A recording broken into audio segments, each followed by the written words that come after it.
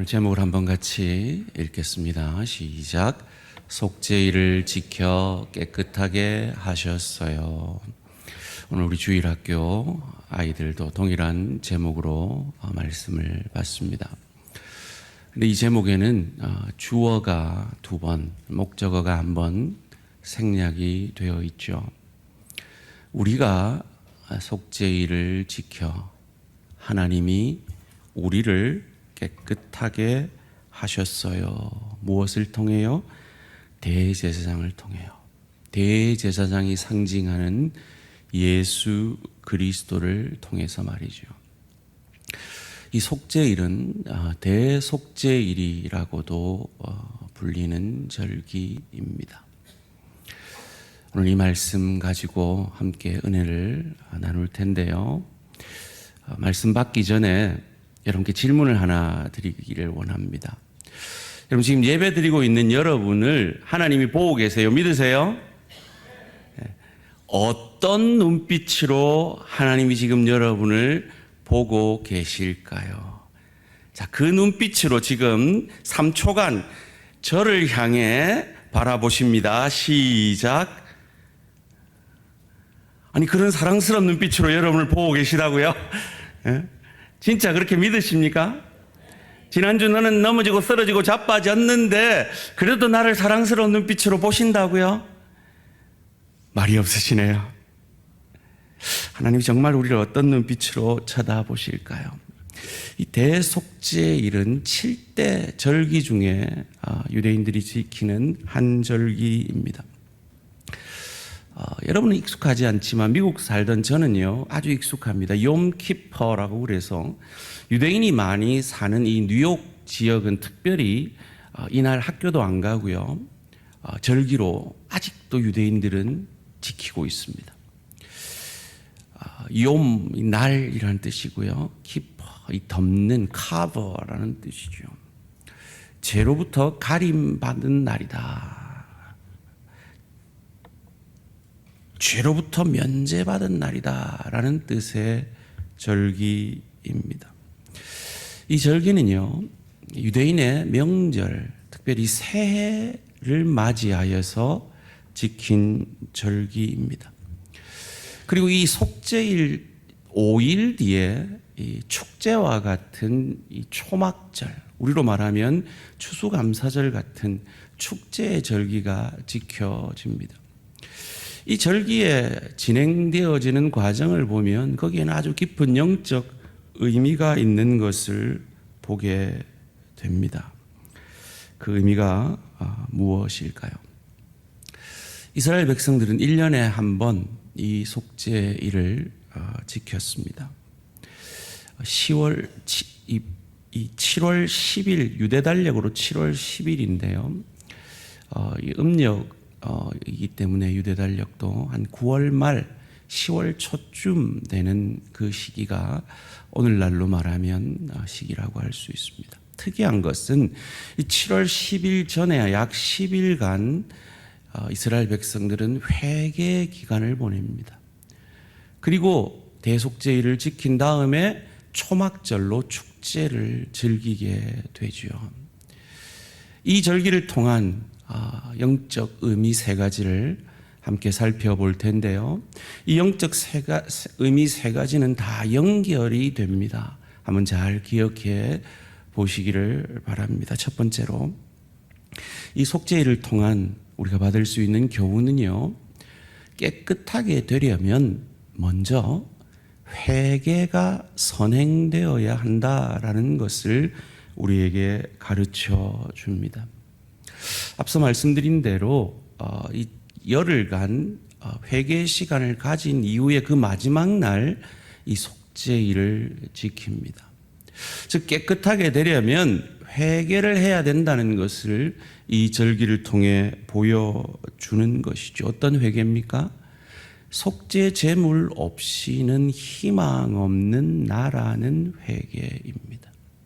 우리말로 말하면 예수님 없으면 희망 없는 나에 대한 회개의 시간을 보내는 것입니다.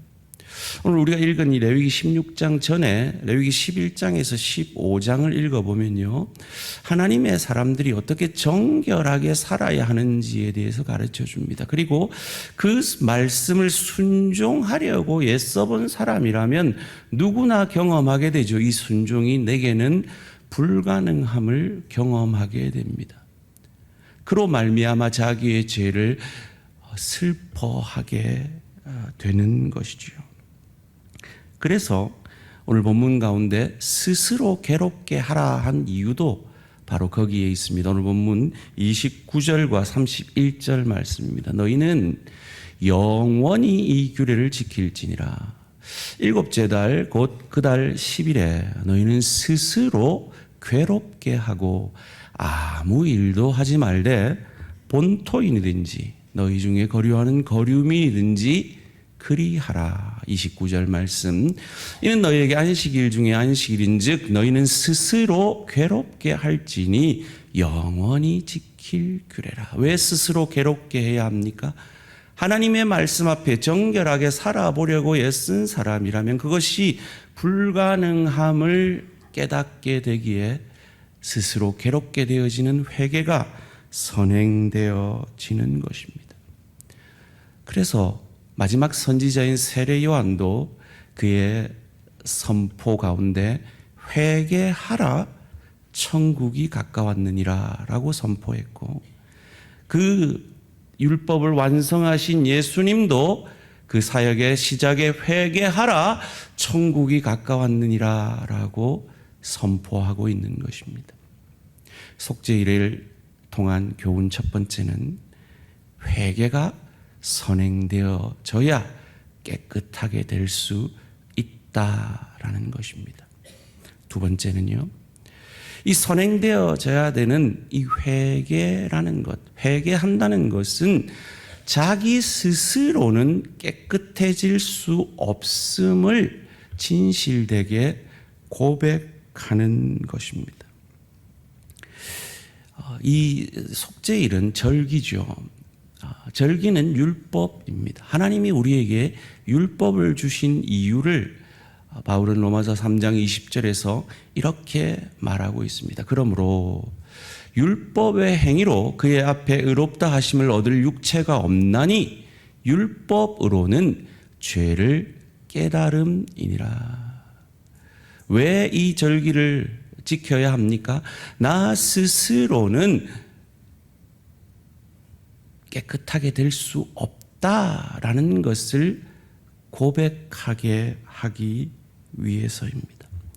그래서 오늘 본문 31절에서 이 대속죄일이 안식일 중에 안식일이라고 말하고 있습니다. 31절 말씀입니다. 이는 너희에게 안식일 중에 안식일인즉 너희는 스스로 괴롭게 할지니 영원히 지킬 규례라. 여러분, 안식일은 아무것도 못합니다. 일할 수 없습니다. 일해서는 안 되고 일하면 죽습니다. 하나님께서 안식일을 처음 명령하실 때는 하나님께서 6일 동안 창조를 온전히 완성하시고 7일째 쉬셨기 때문에 안식일을 지키라라고 명하셨습니다. 하나님의 그 창조의 완전함을 보여내는 것이 안식일이었죠. 그런데 그 안식이 깨어졌습니다. 인간이 범죄함으로 깨어졌습니다. 그래서 그 안식일을 지키는 이유가 구약 성경에 보면 바뀝니다. 어떻게 해요? 애굽에서 너희를 구원하였기 때문에 안식일을 지키라라고 구원으로 그 안식일을 지키는 것이 바뀌게 됩니다. 하나님께서 그 구원 사역을 통해 완전한 안식을 이루셨음을 보여내는 것이죠. 이 안식의 날에 예수님은 동굴에 계셨습니다. 무덤에 계셨습니다. 인간들이 아무것도 할 수 없고 해서는 안 되는 그 안식일에 예수님은 죽음과 치열하게 싸우셨습니다. 그리고 그 죽음과 죄와 싸워 이겨 그 안식일 다음 날 부활하심으로 우리를 죄에서 구원하여 주신 것입니다. 우리는 아무것도 내 죄에 대해서 스스로 할 수 없는 그 죄에 대해서 하나님이신 예수 그리스도께서 그 죽음과 죄와 그 안식일에 하나님의 그 완성, 창조의 완성을 상징하던 그 안식일에 인간의 죄로 말미암아 깨어진 그 안식일을 다시 회복시켜 주심으로 우리를 재창조해 주신 것입니다. 그래서 사도 바울은 우리를 새로운 피조물이라고 고백하고 있는 것입니다. 스스로 괴롭게 해라 라는 말은 자기 죄를 슬퍼하라는 말입니다. 왜요? 스스로 그 죄를 깨끗게 해결할 수 없었기 때문입니다. 그것을 그들이 보여낸 것이 안식일이요, 그것을 그들의 삶에서 표현해낸 것이 금식이요, 기도입니다. 여러분, 금식은요, 외부로부터 음식이 내 안에 들어옴으로 내게 힘이 생기는 그 근원을 끊어내는 것입니다.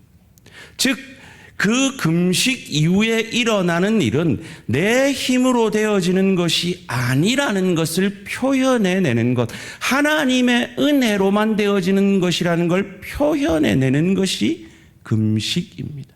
동일하게 기도가 바로 그런 원리인 것입니다. 이 대속죄일을 통해서 회개가 선행되어야 하고, 그 선행되어자들 회개를 통해 우리 스스로는 우리를 깨끗하게 할 수 없음을 우리에게 교훈해 주고 계시는 것입니다. 잘 따라오고 계십니까?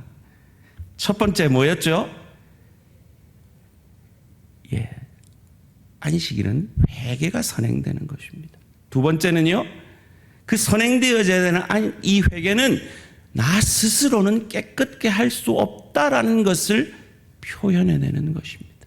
세 번째로, 이 대속죄일의 교훈은 우리가 스스로 깨끗해질 수 없기 때문에 우리에게는 중보자가 필요함을 믿음으로 보여내는 것이 이 대속죄일이 우리에게 보여주는 교훈인 겁니다. 우리는 스스로 깨끗해질 수 없습니다. 그래서 우리는 중보자가 필요합니다 라는 것을 이 절기를 통해 오실 메시아를 바라봄으로 그들이 지켜내었던 것입니다. 대제사장들은요, 이때 5마리의 제물을 준비해야 했습니다. 숫송아지 1마리와 순양 2마리와 순염소 2마리를 준비해야 했습니다. 왜 그런데 전부 순놈일까요?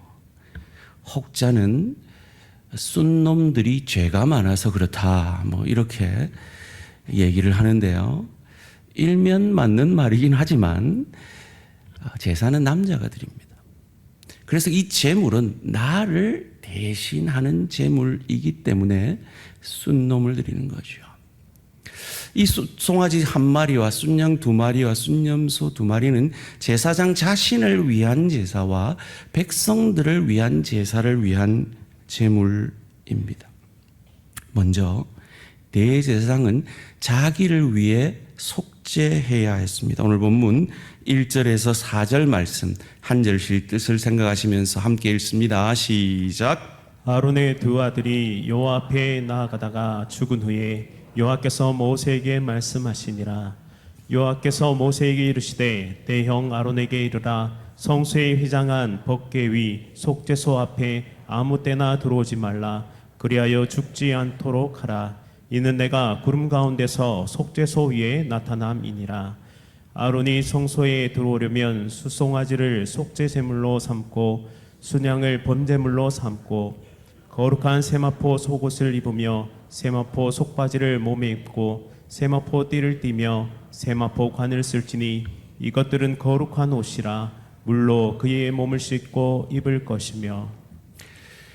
자신을 위한 속죄 제사로 그는 숫송아지를 바칩니다. 그리고 자신을 위한 번제 제물로 순양을 바칩니다. 이제 2마리를 바쳤습니다. 그런데 특이한 건요, 제사장의 옷은 아주 화려하거든요. 그런데 그 화려한 옷을 벗습니다. 그리고 세마포 옷으로 갈아입습니다. 왜일까요? 여기에는 아주 깊은 영적 의미가 있습니다. 이 제물을 하나님 앞에 드립니다. 5절, 6절 말씀입니다. 이스라엘 자손의 회중에게서 속죄 제물을 삼기 위하여 순념소 2마리와 번제물로 삼기 위하여 순양 1마리를 가져갈지니라.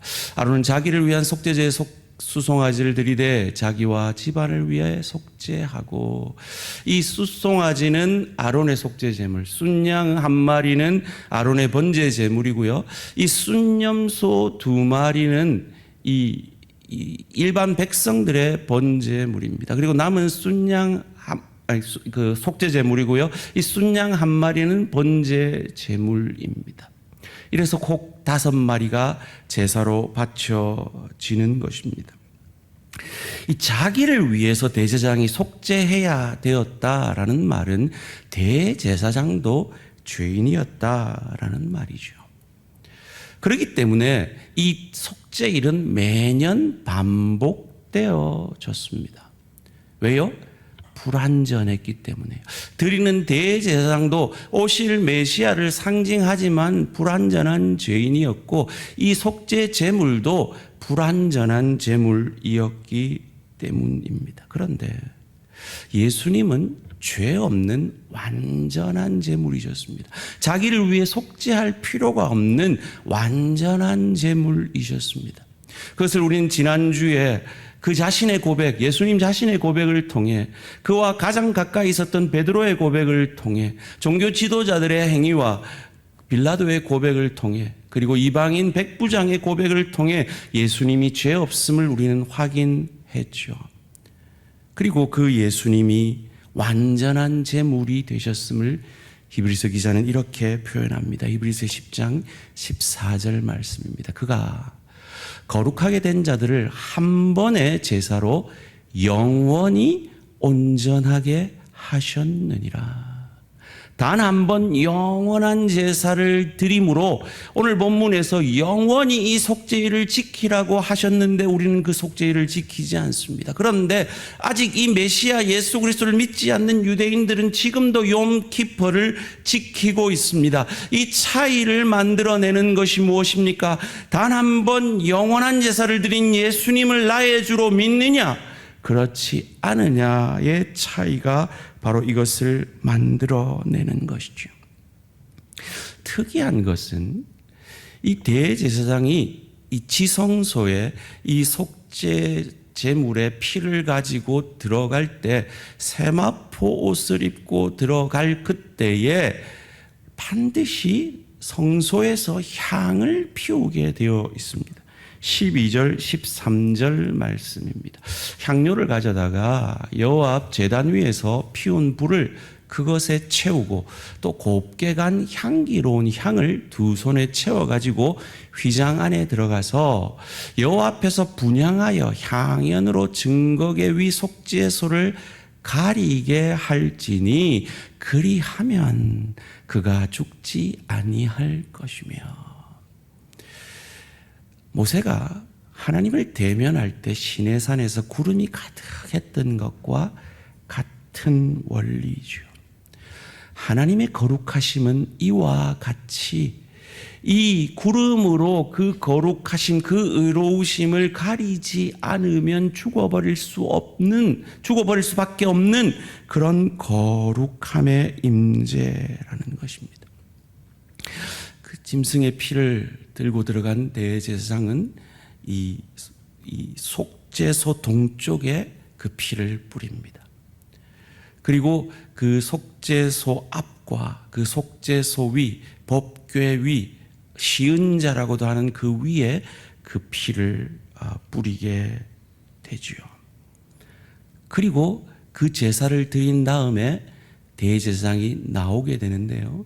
대제사장이 그 지성소를 들어가기 전에는 그의 몸에 끈을 답니다. 그리고 그의 옷에 방울을 답니다. 왜요? 하나님의 의로우신 그 임재 앞에 나아가면 죄인은 죽어버릴 수밖에 없기 때문입니다. 아니, 죽는 것이 당연하기 때문입니다. 그런데 그 제물의 그 피를 의지하여서 하나님이 그 제사를 연납하면 대제사장이 그 제사가 연납되었음을 알리며 밖으로 나옴을 통해서 그 제사가 연납되고 그들의 죄가 사함받았다라는 것을 알게 되고 그들은 환호하게 되는 것입니다. 14절 말씀입니다.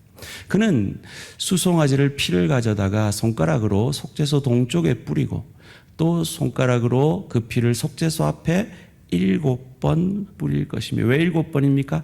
완전한 속죄를 상징하는 것이죠. 자기의 죄가 이렇게 자기의 죄를 위한 제사가 연납되면 이번에는 이 백성들을 위한 제사를 드립니다. 15절 말씀입니다. 또 백성을 위한 속죄소 염소를 잡아 그 피를 가지고 휘장 안에 들어가서 그 숫송아지 피로 행함같이 그 피로 행하여 속죄소 위와 속죄소 앞에 뿌릴지니, 이 백성을 위한 속죄 제사를 자기를 위한 제사처럼 동일하게 한 이후에 21절에 독특한 방식으로 제사를 드립니다. 아론은 그의 두 손으로 살아있는 염소의 머리에 안수하여 이스라엘 자손의 모든 불의와 그 범한 모든 죄를 아뢰고 그 죄를 염소의 머리에 두어 미리 정한 사람에게 맡겨 광야로 보낼지니, 이 염소 한 마리는 그 피를 받고 그 한 마리는 살아있는데 그 염소의 안수를 합니다. 그 죄를, 인간의 죄를 전가하는 것이죠. 그래서 그 염소를 광야로 보냅니다. 그리고 그 염소가 광야에서 사라지게 되면 그들의 죄가 1년 동안 사함받았음을 믿고 고백하며 그들은 환호하게 되었던 것입니다. 이것이 그 유명한 아사셀의 염소입니다.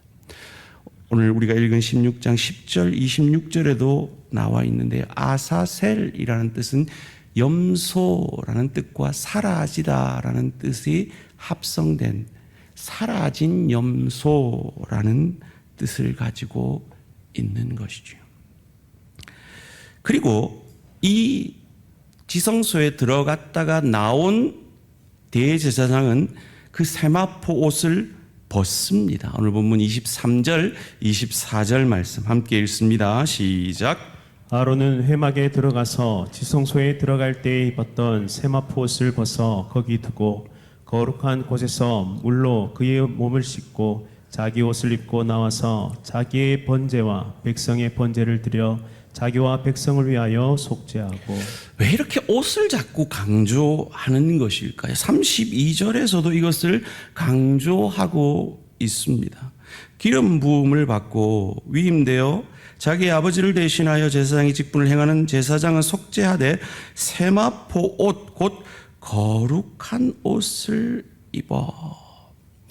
왜 이 세마포 옷을 이렇게 강조하는 것일까? 이 세마포 옷은 누가 입었던 옷입니까? 이 대제사장이 지성소로 들어갈 때 입은 이 세마포 옷은 누가 입었던 옷입니까? 요한복음 20장 6절 말씀입니다. 시몬 베드로는 따라가서 무덤에 들어가 보니 세마포가 놓였고, 이 대제사장이 상징하는 오실 메시아인 예수 그리스도가 이 세마포 옷을 입고 무덤에 누이셨습니다.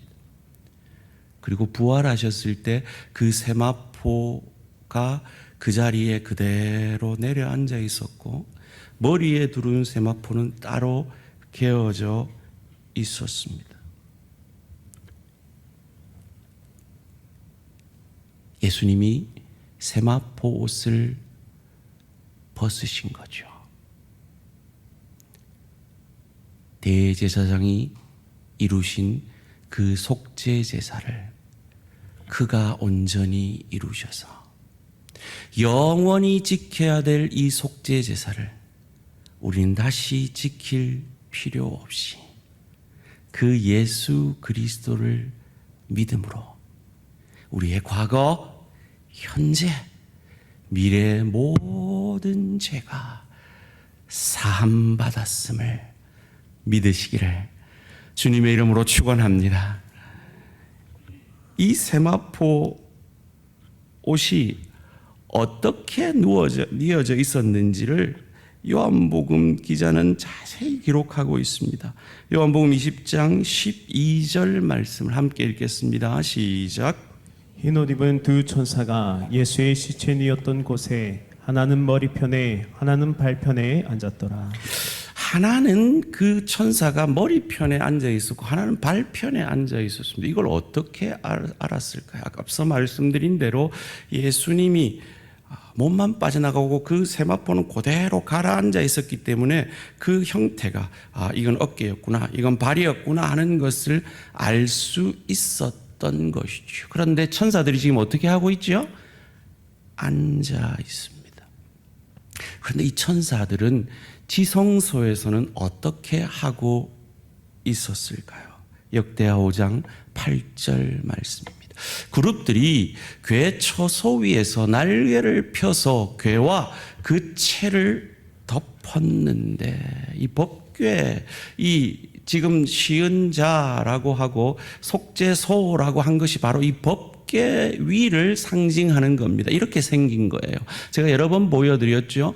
이것이 법궤입니다. 그 천사들이 이렇게 서서 정죄하듯이 날개를 펴고 거룩함을 묘사하고 있습니다. 왜 이 법궤 안에는 뭐가 있기 때문에요? 하나님의 은혜를 상징하는데 그 은혜에 인간들이 범죄함으로 죄를 범한 그 상징물들이 저 안에 들어가 있죠.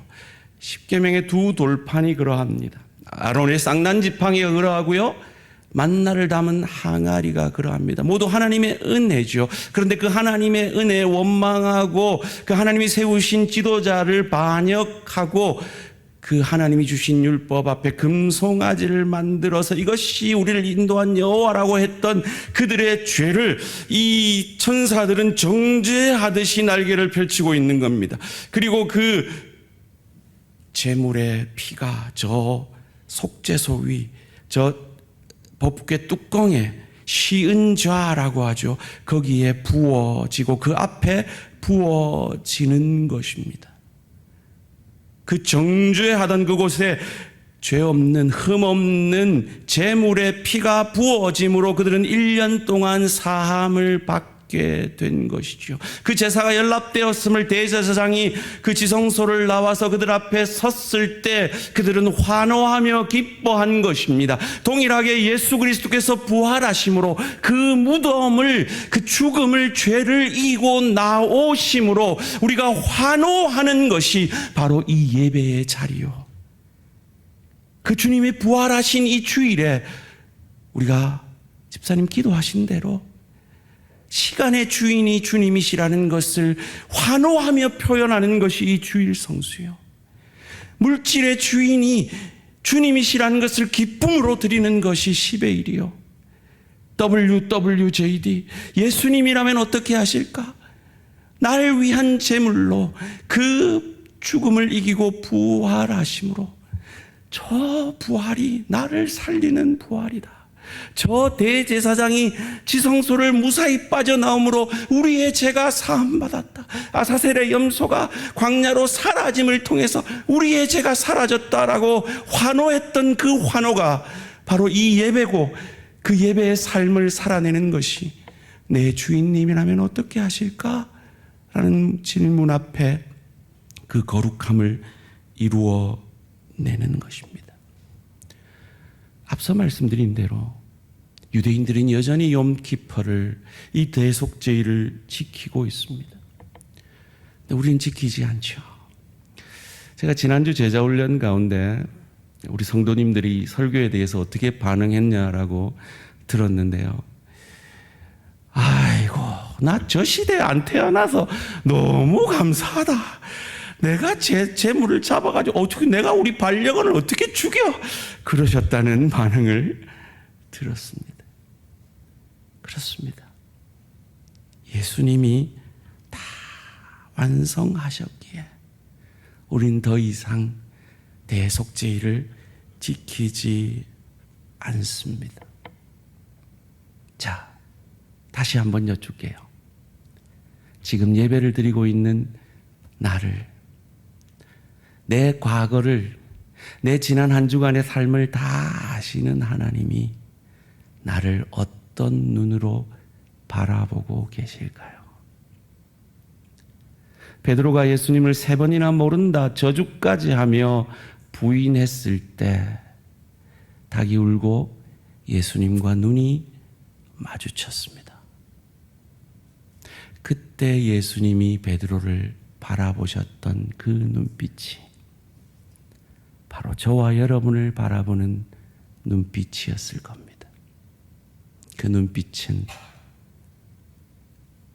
사랑과 불쌍히 여기심과 긍휼의 눈빛이었을 것입니다.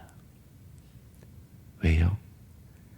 하나님이 우리를 용납하시는 것은 나의 거룩함이 아니라 내 안에 계신 예수의 거룩함이기 때문입니다.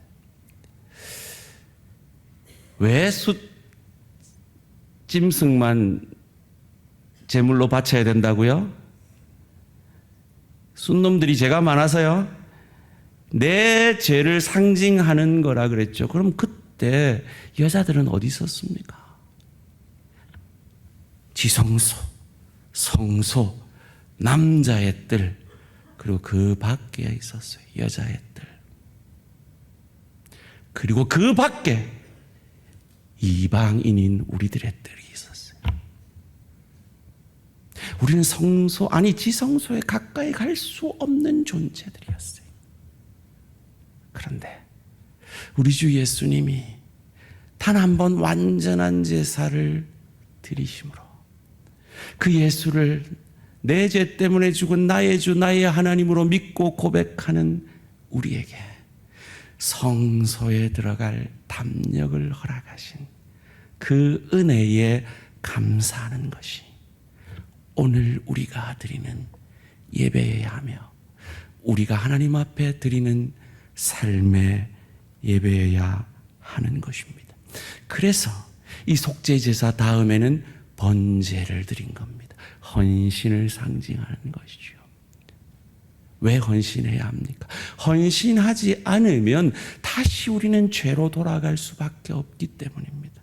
오늘 본문 25절, 27절 말씀 함께 읽습니다. 시작. 속죄 제물의 기름을 제단에서 불사를 것이요 속죄제의 수송아지와 속죄제의 염소의 피를 성소로 들여다가 속죄하였은즉 그 가죽과 고기와 똥을 밖으로 내다가 불사를 것이요 모든 것, 똥까지 다 하나님 앞에 바치는 것, 헌신을 상징합니다.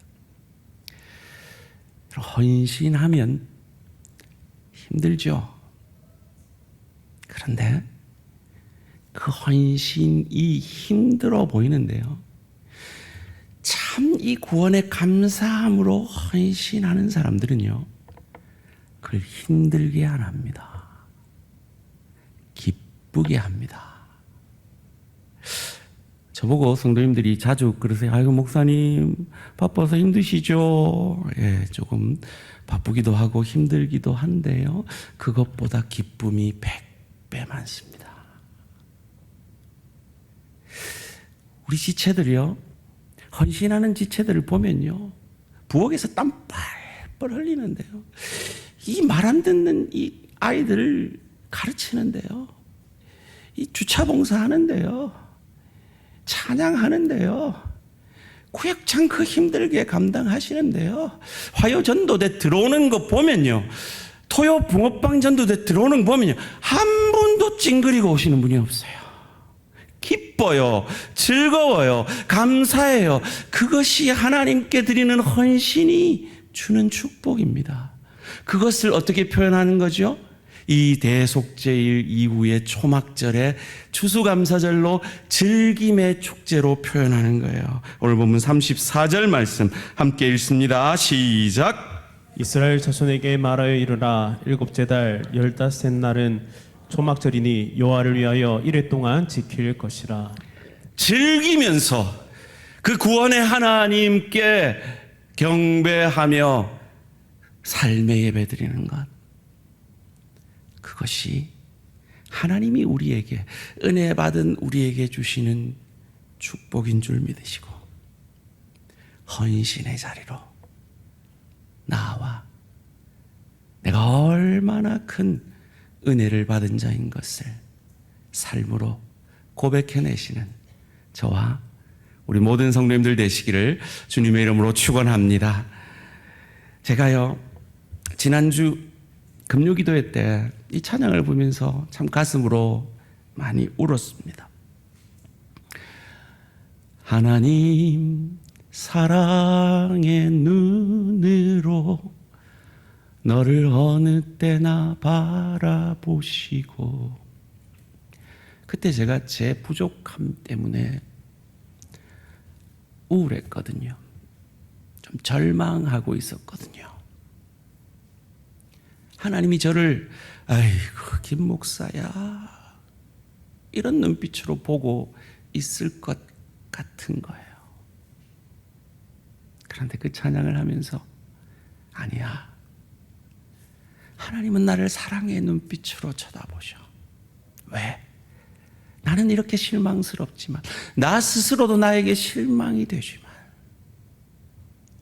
하나님은 내 안에 계신 예수의 그 완전한 대속제일의 제사를 단 한 번 완전한 제사로 완성하신 그 예수님을 보고 나를 사랑의 눈빛으로 쳐다보셔. 그 확신이 드는 거예요. 자, 다시 한번 옆 사람을 하나님이 나를 바라보시는 눈빛으로 3초간 쳐다봅니다. 시작. 여러분, 그 눈빛으로 가정으로 나아가십시오. 그 눈빛으로 일터로 나아가십시오. 그 눈빛으로 오늘도 기쁨으로 주를 섬기십시오. 왜요? 하나님이 나를 그런 눈빛으로 쳐다봐주고 계시기 때문입니다. 함께 찬양하며 나아가겠습니다.